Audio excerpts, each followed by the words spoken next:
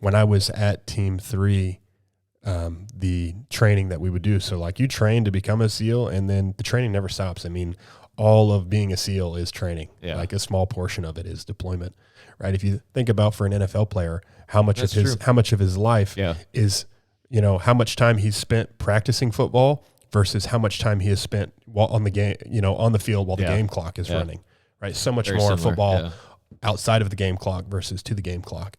And when I got to Team 3 and we did our first workup, man, we went and did this training out in the desert, the Salton Sea area. It's like an hour and a half east of San Diego. You go over the mountains and it goes from being nice and, this breeze from the ocean to it turns into a nasty desert. And we would train out there.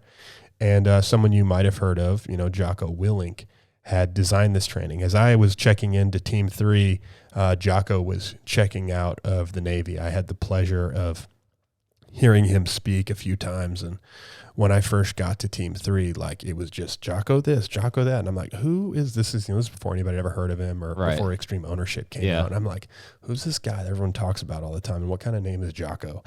And that is no disrespect at all. I have the utmost respect for Jocko. He's an incredible human, incredible thinker.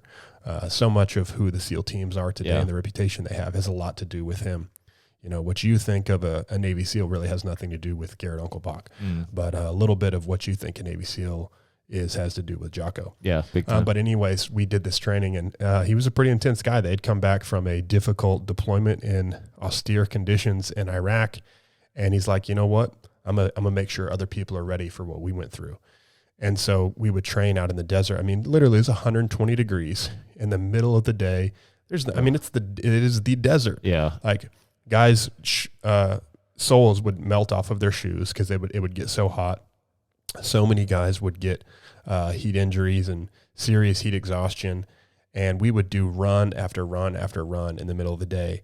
I mean, 120 degrees, you're wearing all your body armor, sprinting, doing combat drills, picking up your buddy and carrying him like sometimes miles. Like it was insane.